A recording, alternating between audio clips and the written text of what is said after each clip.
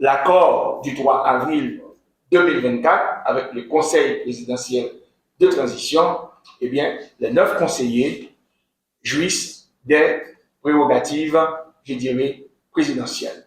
Mais avec je dirais, un pouvoir collégial et aussi un mécanisme de prise de décision de manière rotative, avec 7 conseillers présidents, avec une capacité de prise de décision et 2 observateurs, dont une femme. Donc, et regardons bien, il y a 4 présidents. C'est 4 présidents qu'il y a. Et l'accord du 3 avril a 5 grands chantiers. Le premier chantier, c'est le chantier sécurité, défense nationale, puis vient ensuite la question humanitaire, la question de solidarité, et justice, état de droit, la conférence nationale et la question constitutionnelle, les élections.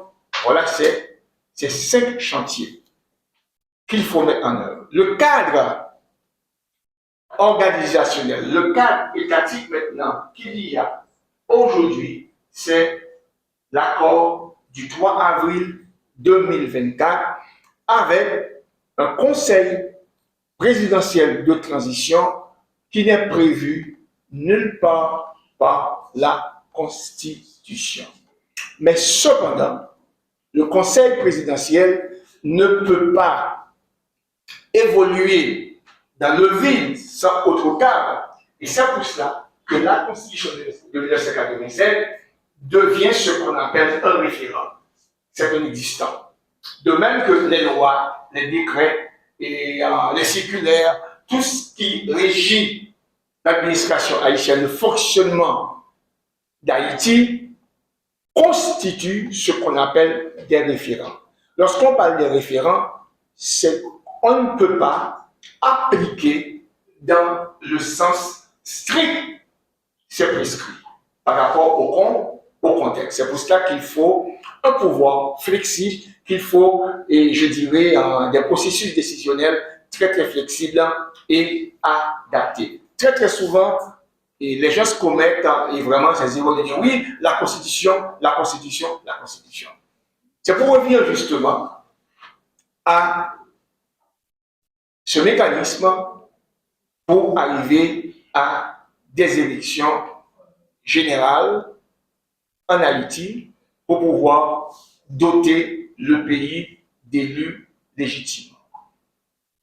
Aujourd'hui, Haïti ne jouit pas de toute sa plénitude en termes d'État au niveau du droit international.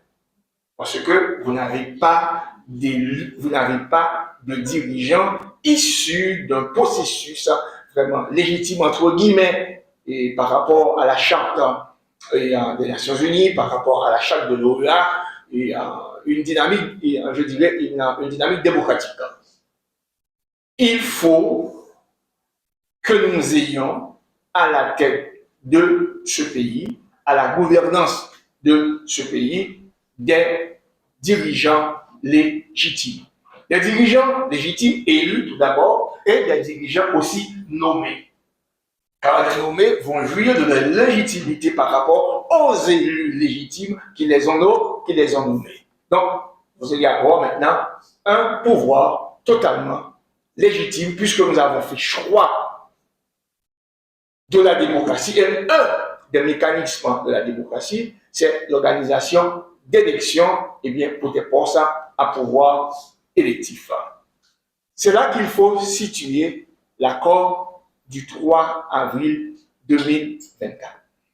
Maintenant, accord du 3 avril 2024, cet accord n'enlève pas, je dirais, les acquis de 1987 en matière, de ce qu'on appelle les droits humains, les droits de l'homme, les droits de la personne, en termes de droits civils et politiques, notamment la liberté d'opinion, la liberté d'expression. Généralement, suivant le contexte, les transitions peuvent être autoritaires, les transitions aussi peuvent être démocratiques et même aller même au-delà des transitions, même très très fascistes. Auquel cas, il y a des hommes en armes, un beau matin, ils font un coup d'État et ils vous imposent une constitution, ils vous imposent des lois. Dans cette transition, je dirais, c'est une transition, je ne voudrais pas dire semi-démocratique ou bien autoroute. Non, quand même, il y a toute cette liberté et vraiment et d'expression. Et moi, j'aime le dire, ce qui caractérise aussi cette déchéance, c'est le phénomène de surliberté. Pour moi, il y a même trop. Mais toute chose avec l'excès, eh bien, et l'excès en tout nuit. Et c'est pour cela qu'à un certain moment, l'État doit intervenir tout en préservant, tout en garantissant, tout en respectant les droits des citoyens, pour qu'ils jouissent de leur liberté fondamentale et qu'ils puissent en quelque part aussi jouissant et de leurs droits socio-économiques en créant les conditions objectives pour réduire les inégalités sociales et donner l'accès et fournir aussi des besoins vitaux à sa population. Le boire, le manger, le dormir et à un certain moment le loisir. Ce sont des besoins vitaux. Un État qui n'arrive pas à protéger, à nourrir sa population, généralement, l'on dit que c'est un État failli. Et dans le cas d'Haïti, nous avons déjà dépassé le seuil de la faillite, puisque nous vivons le chaos. Nous vivons le chaos. Maintenant, dans le chaos, nous pouvons nous en sortir. Avant d'arriver, n'oublions pas que le Conseil présidentiel, à travers l'accord, a pour mandat, je dirais, en termes de livrable ultime, d'organiser des élections et de remettre le pouvoir le 7 février 2026.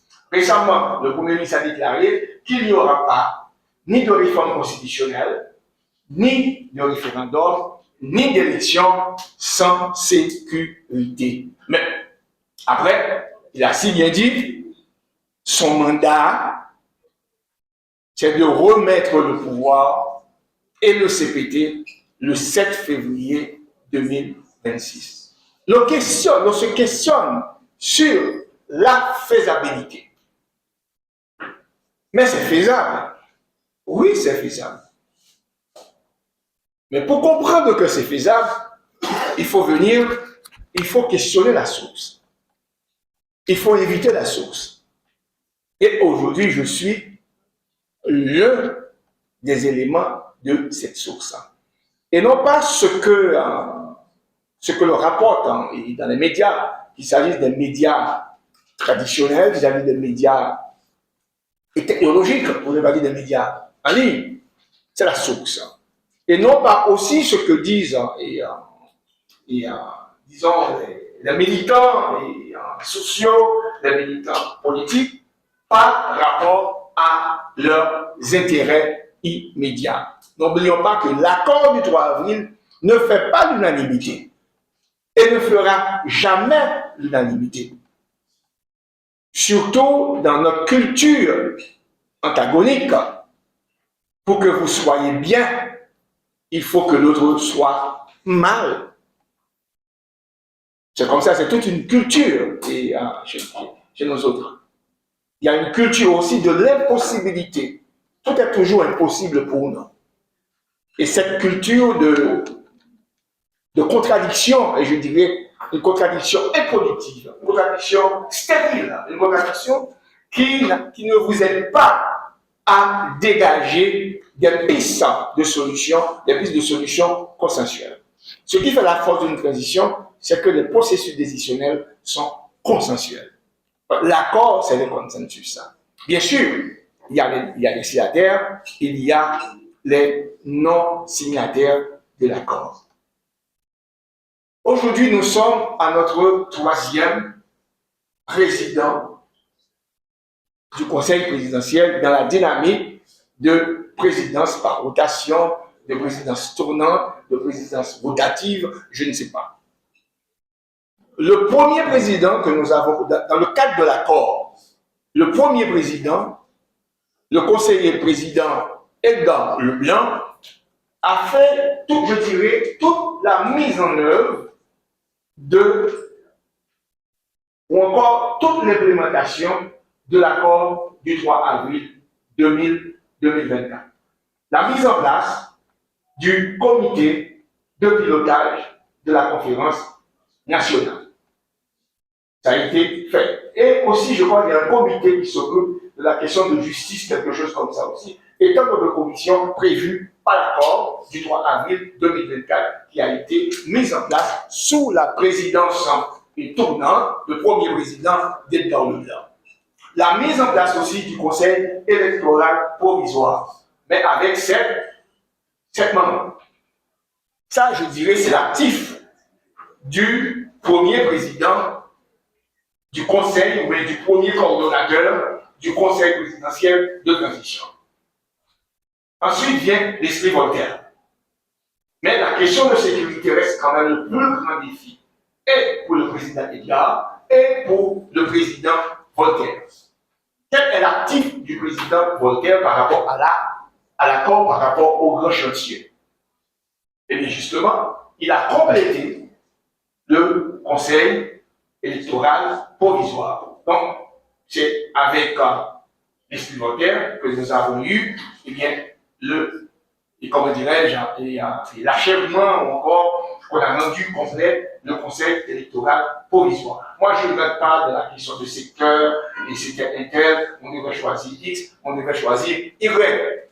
Moi-même, par rapport à l'expérience, j'étais pour ce qu'on appelle un appel à candidature. Les gens se déposent un dossier, et puis après l'analyse des dossiers, on aurait pu avoir moins de problèmes à ce niveau. Mais ce n'est pas cela.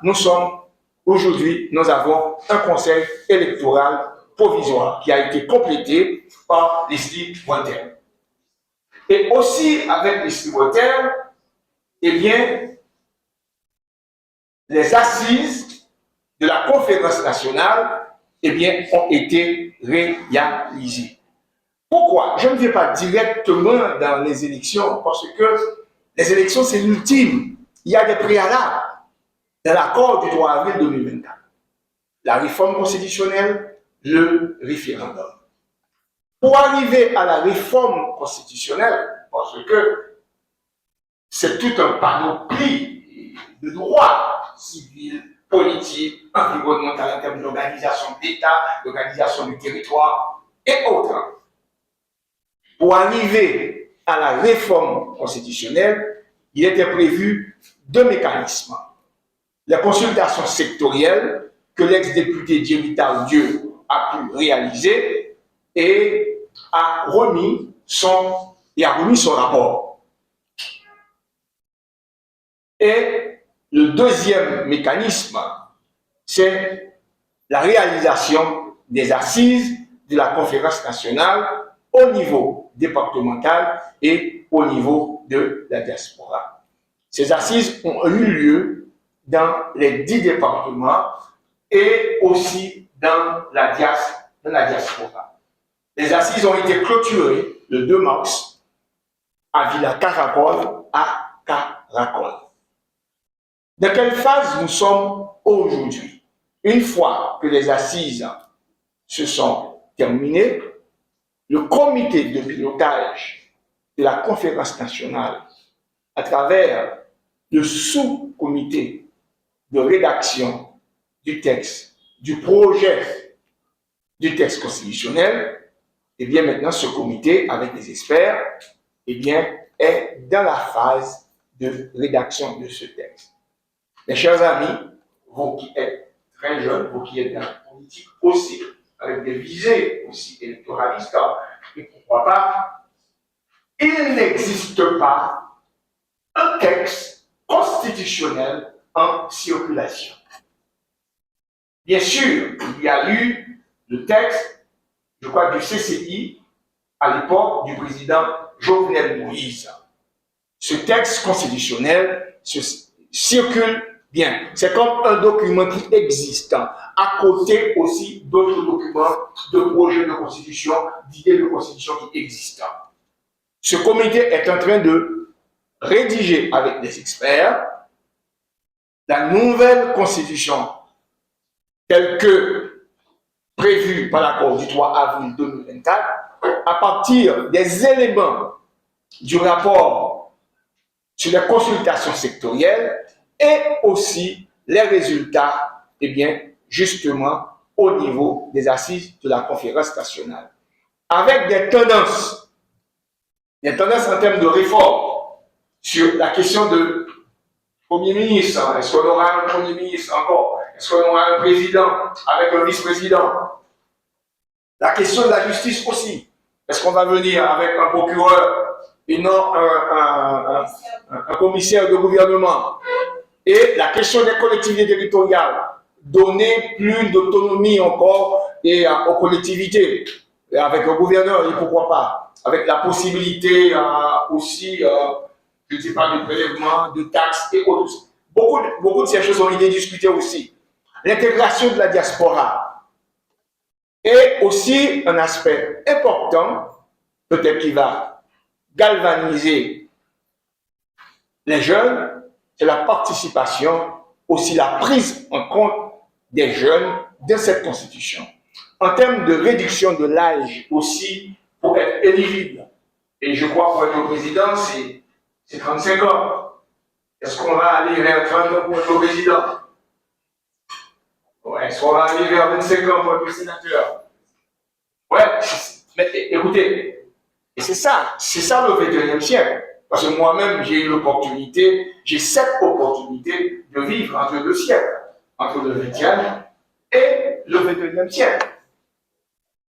C'est une opportunité. Mon devoir, moi, à mon âge, c'est d'accompagner cette génération entre 18, 25 ans et 30 ans. Je n'ai pas à vous imposer ma vision des choses, ma vision de 20e, 14e, 15e siècle. C'est ce qui crée un grand choc actuellement, un choc générationnel.